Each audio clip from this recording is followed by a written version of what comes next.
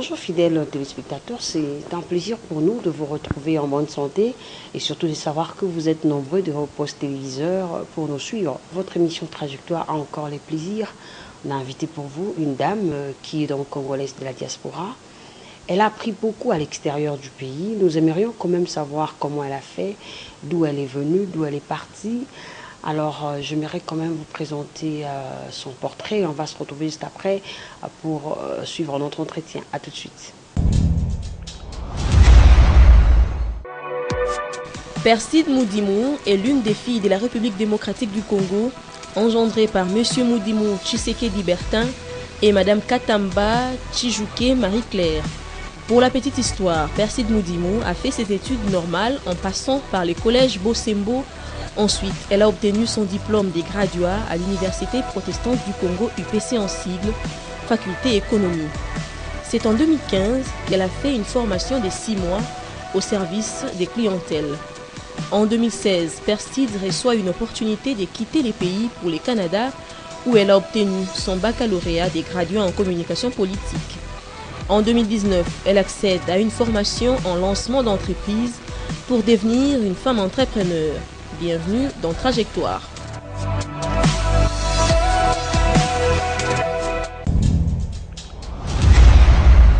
Voilà, c'était là le portrait de Perside Moudimou que j'ai le plaisir de recevoir aujourd'hui. Bonjour Perside Moudimou. Bonjour Madame Fanny. Comment vous allez déjà? Ça va bien et vous-même? Oui, Dieu nous soutient, il nous fait grâce. Alors nous voudrions quand même savoir, vous avez eu la chance de vivre à l'extérieur du pays. Et ce qui m'a beaucoup émerveillé, c'est que vous avez eu la chance d'étudier à l'étranger. Parce que bon nombre de Congolais partent à l'étranger pour s'habiller, nous montrer des photos et les restes. Mais vous, quand même, vous faites un effort de recevoir une connaissance extérieure et venir avec. Alors parlez-nous de votre enfance. Comment vous avez grandi quand vous étiez encore à Kinshasa? Ok, merci d'abord de me recevoir dans votre émission. Premièrement, je suis très contente et je voulais vraiment parler avec vous. Je suis une fille, j'ai grandi dans une famille de 6 enfants, je suis la deuxième. Et je suis une fille, j'ai dérangé beaucoup en classe, hein, là c'est sûr. Mais j'ai fini au collège Bosembo où j'ai obtenu mon diplôme d'État. Après, je suis allée à l'UPC où j'ai été graduée en économie.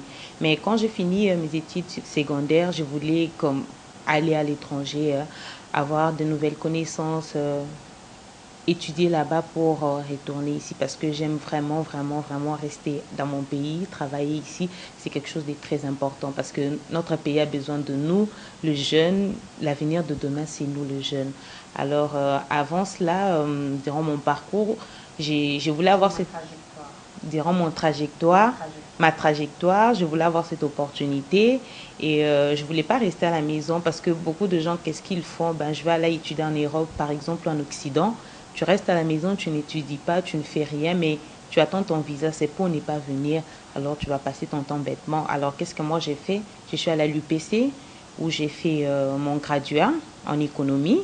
Et quand j'ai fini, Dieu m'a fait grâce, j'ai obtenu mon visa pour le Canada. J'ai préféré aller m'installer à Montréal, premièrement parce que c'est un pays bilingue où on parle le français et l'anglais. Et comme je me connais déjà bien en français, ça allait me faciliter la tâche avec mes études.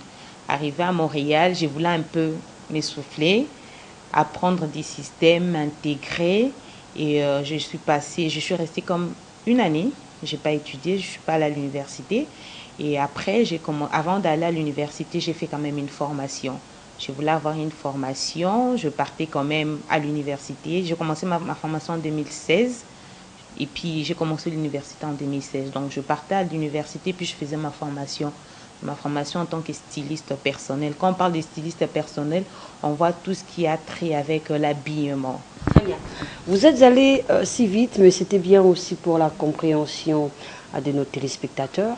Mais sinon, on doit quand même savoir à Kinshasa, lorsque vous étiez encore élève, vous avez eu quand même à échouer à l'école. Ouais, quand même. Parlez-nous.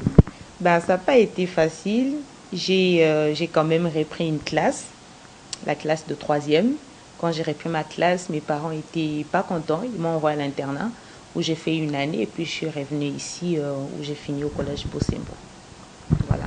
Très intéressant, et vous avez été quand même brillante en classe, c'est-à-dire intelligente. Si oui, vous nous dites, sinon vous nous dites aussi, hein, parce que lorsqu'on grandit, on change quand même d'avis. Ouais, en fait, j'ai beaucoup aimé la question. En fait, quand j'étais à Montréal, une fois, il y avait un prof qui nous a donné un conseil. Il nous a dit, l'intelligence ou la sagesse, c'est pas seulement sur ce qui se passe sur le papier. Quelqu'un peut faire 100% là, mais il n'est pas si intelligent que quelqu'un qui fait peut-être 50%. La seule différence, c'est que peut-être que lui, il a la facilité de mémoriser. Mais l'autre, il n'a pas peut-être la facilité de mémoriser, mais il est très intelligent. L'intelligence, c'est sur la pratique, au fait. La théorie, c'est autre chose. La pratique, c'est là qu'on sait différencier qui est intelligent que l'autre. Donc, j'ai été intelligente. Pour moi, je suis intelligente. Mon père, il est pasteur. Il me dit toujours, tout le monde est intelligent. Ça dépend de comment est-ce que tu exploites ton intelligence. Donc, moi, je sais pas que je pense, mais je suis intelligente. Et puis, je demande toujours la sagesse de Dieu. Ça, c'est primordial. Très intéressant. Alors, votre option, c'est-à-dire votre vision première de la vie, c'était de devenir qui, pardon?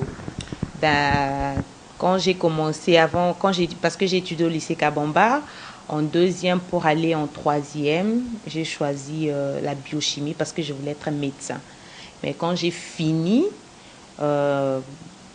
j'ai changé d'avis, hein.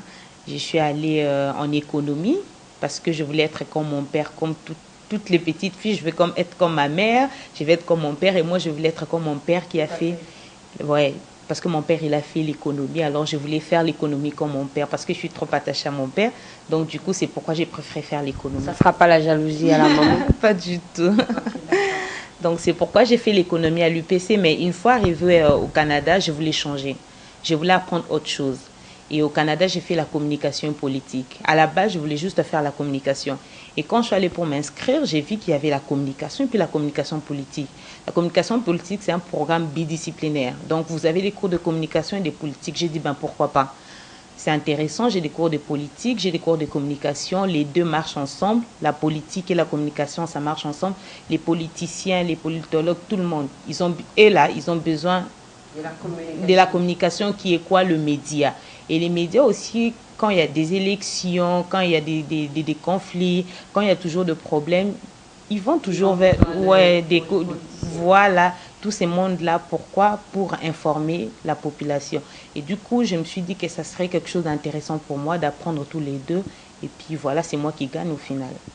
Vous avez le souhait de devenir politique un jour dans votre pays, la RDC? À la base, je fais la politique, pas seulement pour devenir politicien. Je fais la politique, on m'appelle politologue. Donc, dans la politique, il n'y a pas seulement les politiciens, il y a la science, il y a la politique appliquée, la politique comparée, il y a les relations internationales. Mais moi, j'aimerais plus approfondir mon intelligence dans les relations internationales, pardon, parce que comme je suis un peu à l'extérieur du pays, ça serait quand même quelque chose d'intéressant pour moi de voir comment les gens se comportent là-bas, comment ça se passe la politique de l'extérieur, et puis peut-être amener ça ici. Mais à la base, c'est pas pour faire que la politique, c'est comme... Il y a beaucoup de choses dans la science politique, en tout cas. Très intéressant. Mais vous êtes l'aîné de la famille, c'est ça? Selon l'information que j'ai reçue, je crois qu'on en a parlé dans le portrait. Mais pourquoi ne pas faire, comme vous êtes trop attaché à votre papa, pourquoi ne pas faire la théologie, par exemple, pour l'accompagner dans son ministère? Pour être pasteur, c'est ça? Je reviens à votre question d'attachement.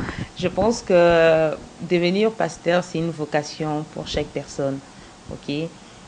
D'autres gens confondent du fait que mon père est pasteur, moi aussi je dois être comme mon père. Mon mari est pasteur, donc moi aussi je dois être pasteur comme mon mari. Non, tout le monde n'est pas maman pasteur dans le sens où doit prêcher comme son mari. Non, non. Être pasteur, c'est une appellation d'une personne à une autre. Je peux prier, je vais craindre Dieu parce que c'est comme si... Je pense que c'est une obligation pour tout le monde là. Ben, je ne sais pas, mais pour moi, je pense que c'est une obligation. Étant disciple de Dieu, parce que voilà, on veut tous hériter du royaume des cieux. Mais non, non, mon père n'a pas fait la théologie pour devenir pasteur, donc je ne pense pas que c'est une obligation pour moi ou bien faire la théologie pour lui prouver que non. que non, je suis un enfant qui veut vraiment faire tout ce qu'il veut. Non, non, je pense pas. Alors, qu'est-ce que vous regrettez après avoir quitté Kinshasa pour les études au Canada? À l'époque, Les amis? oh, moi, c'est plus la famille. Quand je suis arrivée là-bas, je me sentais en fait seule à la base. Enfin, j'avais de la famille, mais ma famille restante était ici. Donc, du coup, j'ai pleuré tout le temps. J'ai pleuré, j'ai pleuré. J'avais 21 ans. Aujourd'hui, j'en ai 26. Et j'ai pleuré parce que il y avait mon père qui me manquait. Tout le monde me manquait. Mais après 2 ans, il y a mon petit frère qui est venu, avec qui on vit là-bas à Montréal. Après une année, mon père est venu nous voir. Après quelques mois, ma mère est venue. C'était l'année passée. Donc, du coup, moi aussi, je reviens souvent ici. L'année passée, j'étais ici au Congo. Je m'habitue, ça va. Ouais. Mais au début, j'avais comme un peu mal. Mais après, je m'ai motivée moi-même de mon côté en me disant, ben, je ne suis pas venue ici pour rien. Je vais toujours les retrouver. Et voilà, aujourd'hui, je suis contente de mon parcours. Je me dis, ça va, de ma trajectoire. Je me dis, ça valait les coups en tout cas. Parlez-nous un peu de votre bourse du Canada. Comment c'était fait? Ben, personnellement, je n'ai pas eu de bourse. J'ai étudié comme une étudiante internationale. Donc, j'ai eu mon visa et mon père il paye pour moi les frais comme une étudiante internationale. Ça coûte cher, mais c'est comme... Il n'avait pas de choix, hein, parce qu'il voulait que sa fille accomplisse. Pour moi, en fait, étudier en Occident, c'était comme mon rêve. En fait, je voulais étudier là-bas, apprendre une nouvelle connaissance et puis ramener ça dans mon pays. Mais bon, Dieu nous a donné quand même, Dieu lui a donné quand même des moyens pour subvenir à ces besoins-là. Et grâce à ça, grâce à ma motivation aussi, j'ai fini et puis j'ai pas échoué dans de cours. Ça va, c'est bon. J'ai pas eu de bourse. Très bien. L'impression de votre voyage, c'était les études d'abord. Mais arrivé là-bas, est-ce que vous n'étiez pas influencé par l'environnement? Ben, c'est comme tout le monde, hein. Une fois arrivée, j'ai été influencée. Les gens me disaient, ben, tu es venu ici, qu'est-ce que tu veux faire? Moi, j'ai dit, hein, je vais aller à l'université. Je n'aimerais pas aujourd'hui faire une formation, faire des études et puis, hop, je trouve du travail facilement. Mais arriver dans mon lieu de travail, je suis tout le temps stressée, dépressive parce que je fais quelque chose que je n'ai pas aimé. Alors, c'est ce que je ne voulais pas. Je me suis dit, je fais ce que je veux, je vais aller à l'université. Même s'il faut faire licence d'infirmier à l'université, mais j'ai fait mes études à l'université, mon premier cycle, j'ai fini, et puis pourquoi pas continuer. C'était ça, en fait. J'ai été influencée, mais j'avais la motivation, la famille aussi était derrière moi, et tout ça, là, ça m'a aidé à être déterminée et puis à arriver jusqu'au bout, en fait. C'est pas facile, mais c'est comme, si tu es déterminé, tu as envie de faire quelque chose de bien, tu as envie d'être utile dans la société, ben, tu peux quand même y arriver. C'est pas mal aussi de faire des formations, mais ça dépend d'une personne à une autre. Parce que la majorité des gens, ils se laissent influencer. Après, j'aime pas, ils sont tout le temps stressés et tout. J'aime pas ce que je fais, j'aime pas ce travail et tout. Ils changent. Et il faut tout le temps faire ce que tu veux. Et voilà, il y a toujours du travail, hein, toujours. On peut dire que vous êtes arrivé après votre combat. Oui, je suis arrivée, je suis contente parce que la première des choses à faire, c'était de faire ma formation à l'université, mon premier cycle. Je l'ai fait et j'ai fait aussi beaucoup de formations à côté et je suis très contente parce que j'ai pu combiner tout ça. Des petits boulots aussi, pourquoi pas, comme les parents ne sont tout le temps pas là à t'envoyer de l'argent. On grandit, on doit être aussi indépendant à un certain moment. Donc voilà, je suis fière de ma trajectoire. Voilà, c'est l'émission Trajectoire. On doit faire sa promotion parce que nous aussi, nous avons une trajectoire. Je crois qu'on en parlera dans les jours à venir. Hein. Donc, on est dans les choses que le Seigneur nous donne. Alors, je reviens à vous.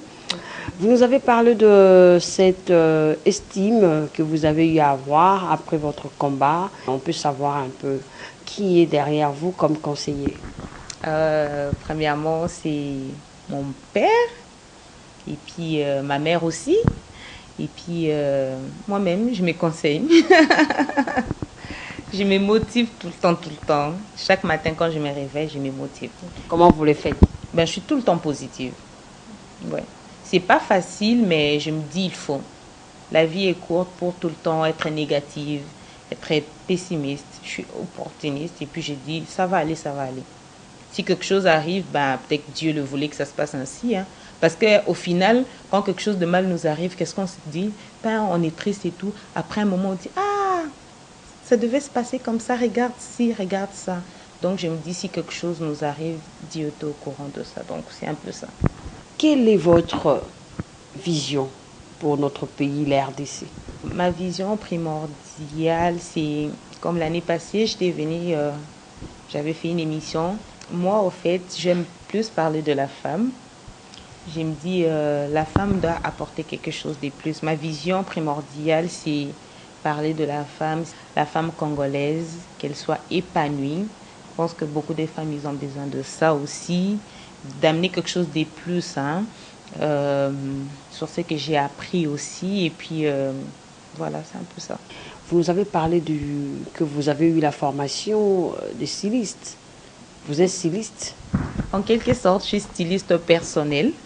Je peux habiller quelqu'un, je peux faire la garde-robe de quelqu'un, je peux faire le tri sur ce que j'ai appris, je peux faire un portfolio, je peux faire de magasin pour quelqu'un parce que comme chez nous, là, enfin, comme au Canada, j'oublie toujours, je dis toujours comme chez nous, beaucoup de gens n'ont pas le temps. Là-bas, on est tout le temps travail, travail, travail et beaucoup de gens n'ont pas le temps d'aller dans des magasins.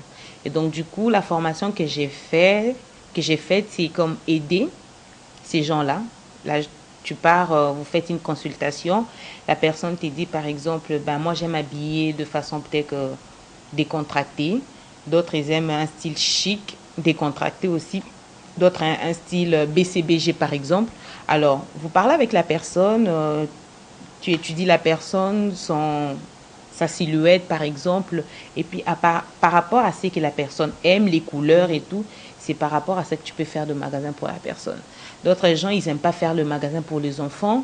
Nous, notre travail, c'est faire de magasin aussi pour les enfants, faire des tris dans la garde-robe, genre enlever les vêtements sales, les vêtements qui ne sont plus à la mode, acheter de nouveaux vêtements, c'est relooker les gens. C'est un peu l'idée, en fait, d'être styliste personnel. Donc, tu t'occupes de l'habillement de quelqu'un, en fait. Comment est-ce que la personne peut s'habiller pour être présentable, pour peut-être aller au travail, le week-end. C'est en quelque sorte... Pour des stars aussi? Ben ouais, pourquoi pas. Avec de l'expérience, ben oui, on peut y arriver. Hein. Très bien, merci. Mais tout à l'heure, vous nous avez parlé de BCBG, bon chic, bon genre. Voilà. C'est quoi, au fait, dans le stylisme? Ben, c'est quoi dans les stylismes, les styles BCBG, c'est ça? Bon chic, bon genre. C'est comme le nom le dit, hein? Bon chic, bon genre. Parce que nous, en fait, il y a beaucoup qui croient que c'est justement pour Inge Musica que JB Mpiana en est l'auteur. Mais sinon, vous nous expliquez, parce que vous avez eu une formation en stylisme. Ouais. Premièrement, chez nous, là-bas, enfin, à Montréal, il y a une boutique BCBG. Donc, du coup, c'est en quelque sorte, comme on le dit, bon chic, bon genre. C'est habiller quelqu'un de façon chic, comme le dame, ils aiment talons, robe classe, c'est un peu ça, veston. C'est un peu ces styles-là qu'on appelle les styles BCBG. C'est en sigle. Ouais, en sigle bon chic, bon genre, BCBG, voilà. Ok, d'accord. Donc, c'était juste pour une compréhension. Hein. Je crois que on regarde du côté BCBG, voilà, pour faire de coucou à cette équipe. Voilà, donc, alors je retourne à vous. En dehors de la formation en stylisme, vous avez également fait d'autres formations à laquelle les Congolais peuvent en bénéficier. Ouais, j'ai fait une formation au service à la clientèle où j'ai travaillé dans un magasin pendant 6 mois. Et puis, au mois de février, j'ai fait une formation en lancement d'entreprise pour devenir entrepreneur. Mon projet était plus basé sur l'import-export parce que en fait j'aime ça en fait, j'aime comme l'idée c'est d'envoyer les affaires ici, vendre ici et puis ramener aussi de l'autre côté. Donc c'est pourquoi j'ai fait la formation lancement d'entreprise avec comme projet l'import-export. C'est un peu ça en fait. En général. Lorsque vous vous rencontrez avec vos amis, quand vous faites des tours pour séjour à Kinshasa, de quoi est-ce que vous discutez? Ben, on discute de tout et de rien. La majorité de personnes qui viennent ici au Congo, c'est plus pour s'amuser en fait, pour du tourisme et tout, et puis c'est reposer aussi. Mais ça dépend d'une personne à une autre. Chaque personne ici, qu'est-ce qu'il est venu faire ici, les autres c'est pour les commerces. En fait, en général, c'est plus pour voir la famille peut-être pour passer du temps, pour des vacances. Mais à la base, de façon privée ou personnelle, chaque personne ici, qu'est-ce qu'il est venu faire? Mais c'est comme pas grand-chose. On se voit. T'es venu faire quoi? Je suis venu pour des vacances, c'est bon, c'est bon. Un regard sur la jeunesse congolaise de votre pays, la République démocratique du Congo. Je pense qu'avec la mondialisation, avec le changement, avec l'ouverture de frontières, entre parenthèses, hein, je peux parler de quelque chose, j'ai eu un cours là-bas comme hors programme parce que nous, en fait, au Canada, on a, dans un programme de premier cycle, on a 30 cours. Dans les 30 cours, tu as 30 cours de ton programme, ici on dit faculté, et tu dois avoir 2 cours hors programme. Ça peut être un cours de l'économie, ça peut être un cours de n'importe quoi, même, je sais pas moi, je sais pas, social, sciences infirmières. Alors moi, j'avais pris un cours, les titres du cours, c'était Société africaine en mutation. On nous parlait de comment est-ce que la société africaine a pu se développer depuis l'esclavagisme jusqu'à nos jours. Alors, c'est pour revenir à ta question, pour dire que non, les choses ont changé, les choses ont évolué. Je pense que même les jeunes ont compris, avec le fait de voyager, d'aller à l'extérieur, de voir comment ça se passe, on essaie un peu de copier. Ben, on y copie toujours. Les gens pensent que quand on parle de copier, c'est toujours copier les mauvaises choses. Non, non, on peut aussi copier les bonnes choses. Et c'est quand même quelque chose d'important. Aujourd'hui, je vois ici au Congo, les jeunes veulent être indépendants. Il habite peut-être que chez ses parents ou bien, je sais pas moi comment. Mais il veut travailler, il veut avoir son petit job, son petit commerce pour ne pas être dépendant de parents. Et c'est quelque chose qui est important, c'est quelque chose qui est vraiment valorisant à encourager, à aider ces jeunes-là à aller vraiment, vraiment de l'avant. Je vois beaucoup de jeunes ici au Congo, ils ont vraiment cet esprit-là de l'entrepreneuriat. Ils ne veulent pas rester derrière les parents, derrière l'homme, donne-moi, donne-moi, donne-moi. Il veut comme avoir ton argent, être dépendant parce que moi, je pense que c'est quelque chose de très bien de dépendre de soi-même. Quand tu dépends de toi-même, tout le monde te respecte. Même si tu es marié ou comment, tu peux dépendre de ton mari, oui, mais pas à 100%. Parce qu'au final, c'est comme ton mari, il va être là, il va te donner, mais il va peut-être un jour aussi se fatiguer en disant, ben, elle est tout le temps en train de me demander. Mais pour ton respect à toi-même aussi, on est jeune, on s'est marié, on se marie toujours jeune, hein, à la majorité des cas. Donc il faut toujours que le jeune puisse être indépendant, avoir cet esprit, même s'il n'y a pas de travail ici au Congo, parce que le taux de chômage est tellement élevé, mais tu trouves quelque chose à toi-même, tu t'épanouis dans ton coin, c'est quand même quelque chose de valorisant. Tu ne vas même pas sentir qu'il y a vraiment pas le travail ici au Congo. Donc, je pense que c'est quelque chose de bien. Ce sont des jeunes à encourager. Moi aussi, je fais partie de ces jeunes-là. Je suis jeune. Il faut nous encourager parce que l'avenir de demain, c'est nous. Si aujourd'hui, on est délaissé, on nous laisse juste comme ça, on sent que les autorités ne s'occupent pas de nous, ben, on va faire n'importe quoi. La jeunesse ne sera pas instruite, la jeunesse ne sera pas autonome, capable de subvenir à ses besoins, la jeunesse ne sera pas responsable. Et tout cela va influencer le développement du pays. Donc le gouvernement doit vraiment penser à aider la jeunesse. Et je pense que si on commence à aider vraiment la jeunesse c'est peut-être un bébé de 2 ans, c'est la jeunesse. Hein. Si on commence à aider vraiment ces jeunes à avoir plus des écoles, je pense que les jeunes vont se sentir occupés, ils vont se sentir aimés, c'est comme on parle dans un cours de politique que je fais, de la désirabilité sociale. Aujourd'hui, si je me sens aimée, je me sens encouragée, je vais toujours être motivée à faire du bien. Alors, c'est toujours comme ça. C'est une forme de désirabilité. Donc, du coup, si les jeunes se sentent désirés, ils se sentent aimés, ben, ils n'ont pas à faire n'importe quoi. Ils vont faire du bien. Donc, c'est au gouvernement, aux parents, à l'église aussi, et aux jeunes lui-même de se dire, ben, je suis importante. Enfin, que ce soit une femme ou un homme, je suis important, je suis importante et je dois m'épanouir parce que c'est très important l'épanouissement.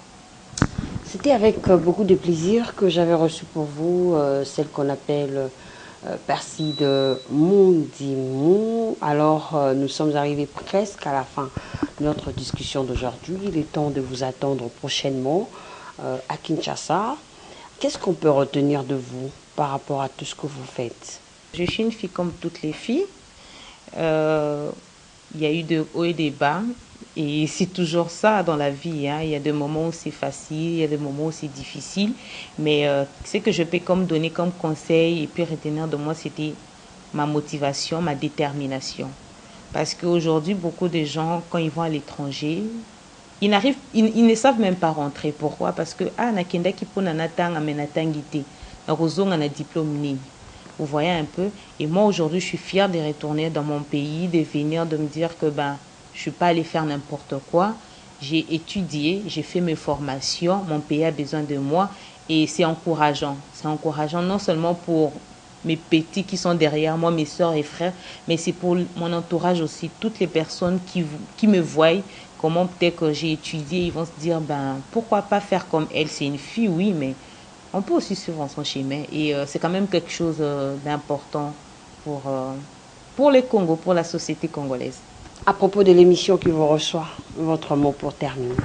Je suis très contente de passer à votre émission.